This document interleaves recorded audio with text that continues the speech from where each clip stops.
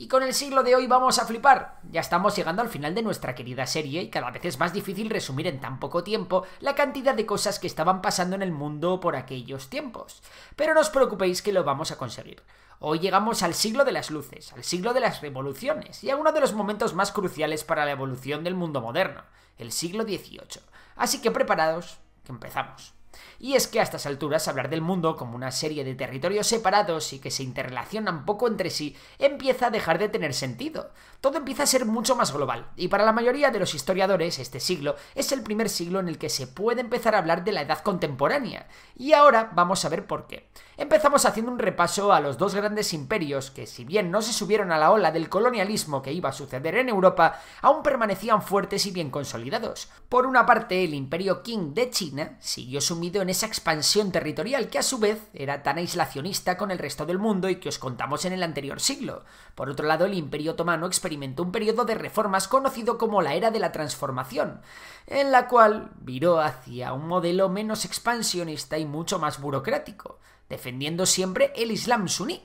Y ahora nos vamos a Europa. Como ya os dijimos, el absolutismo se había convertido en la moda del siglo XVII, y gracias a este sistema, los monarcas habían conseguido centralizar su poder y los estados comenzaron a hacerse cada vez más fuertes. Por otra parte, si habéis seguido nuestra serie, habréis visto cómo desde el siglo XV los avances científicos y tecnológicos en Europa eran cada vez mayores, algo que inevitablemente llevó a la gente del siglo XVIII a empezar a creer que el pensamiento humano como fuente del saber era algo digno a valorar. Tiene sentido, ¿no? Pues con todo este percal y con la incipiente entrada de la burguesía al tablero de la historia empezaron a surgir por Europa un montón de pensadores, filósofos, científicos, economistas, de todo, que pusieron todo patas arriba. Así comenzó el movimiento intelectual conocido como la Ilustración, que consideraba la razón humana como fuente del progreso absoluto, y que fue de vital importancia para los cambios que se dieron a continuación tanto en Europa como en América. ¿Y de qué cambios estamos hablando? Pues el primero de ellos fue la Revolución Francesa. ¿Os acordáis de Luis XIV y su absolutismo súper absoluto? ¿Y de la Revolución Inglesa tras la cual se adoptó un sistema parlamentario? Bueno, pues lo primero, el absolutismo hartó bastante a una población que cada vez tenía más conciencia de que no tenían que estar gobernados por un señor que decía ser elegido por Dios. Por otra parte, con lo que había sucedido en Inglaterra, ya se pudo olfatear que ponerle las cosas difíciles a los que mandaban no era algo imposible.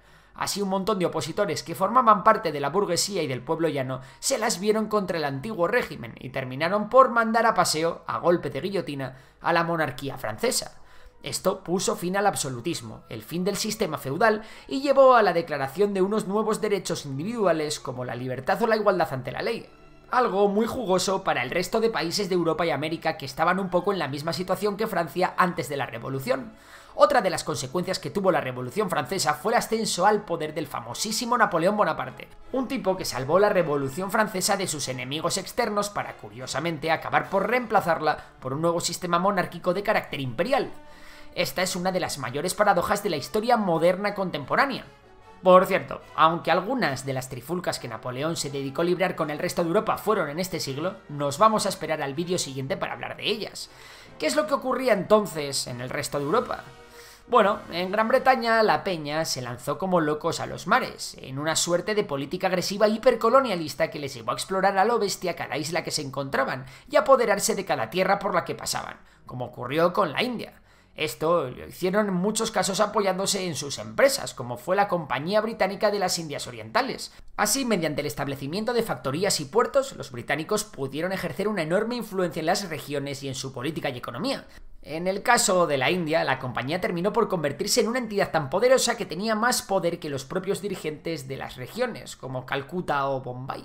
Y es que, mientras los británicos aumentaban su poder, el imperio mogol, que todavía resistía, se fue fragmentando poco a poco y cada vez lo tuvo más complicado para hacer frente a los nuevos guerreros que querían hacerse con el poder en la India. Hablamos de los Maratha, un clan al que perteneció uno de los grandes personajes de India llamado Shivaji. Este tipo conseguiría a principios de siglo liberar a una gran parte de la India de los mongoles, que recordamos eran invasores externos, y así fundar el nuevo imperio Maratha. Además del sudeste asiático, los británicos siguieron expandiéndose por el resto del mundo. Así, a finales de siglo, James Cook realizó las exploraciones de la costa oriental de un nuevo continente, Oceanía.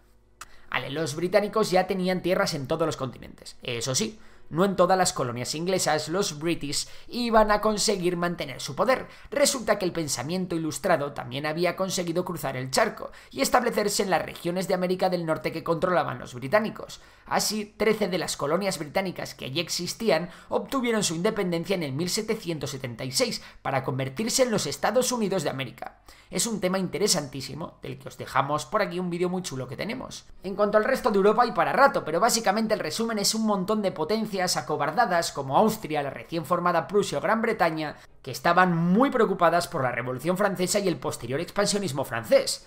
En España, que seguía con su decadencia imperial después de una guerra de sucesión en la que participó toda Europa, habían llegado al trono los Borbones. Vamos, que Francia ganó y estableció en la corona española a su pretendiente, mientras que Austria perdió. Esta gente realizó enormes cambios administrativos, centralizando todo el poder y unificando la corona, además de freír impuestos a los territorios de ultramar, algo que les iba a salir muy caro. Y es que poco hemos tardado en volver otra vez a América. Pero esta vez nos vamos a Centroamérica y América del Sur. Como os hemos dicho, los territorios de ultramar españoles sufrieron profundas reformas en su organización política y económica, y se formaron nuevos virreinatos. Así la ciudad de Buenos Aires, en la actual Argentina, pasó a ser la capital del virreinato del Río de la Plata. En esta misma región, los españoles y portugueses comenzaron a darse de leches por el control de la colonia del Sacramento y Montevideo. Esto es solo un ejemplo, pero este tipo de rifirrafes entre potencias coloniales fueron constantes, también durante este siglo. Mientras tanto, en regiones como Perú, también habían estallado varias revueltas indígenas. Entre 1780 y 1782 se desarrolló una rebelión de indígenas y mestizos peruanos liderados por José Gabriel Condorcanqui Noguera, conocido como Túpac Amaru II. En un principio se originó como una protesta contra las autoridades españolas, pero en poco tiempo adquirió intenciones independentistas y la cosa se puso muy seria. La rebelión finalizó cuando Túpac Amaru fue atrapado y ejecutado por las autoridades españolas de una forma absolutamente brutal. Y por cierto, otra cosa que ocurrió en las tierras de ultramar es que en 1767 los misioneros jesuitas fueron expulsados del continente americano. Y es que con todo parecía que los territorios españoles en América también se estaban preparando para la independencia, pero eso sería en el siglo siguiente.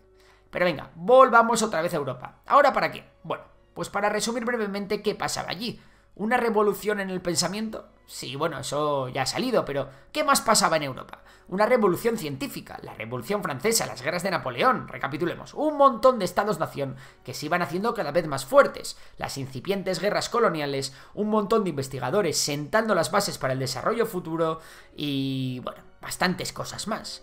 Esto parece que es caldo de cultivo para algo, ¿no? Pues sí, amigos, bienvenidos por fin a uno de los momentos más cruciales, si no el que más en la historia del ser humano actual, la primera revolución industrial.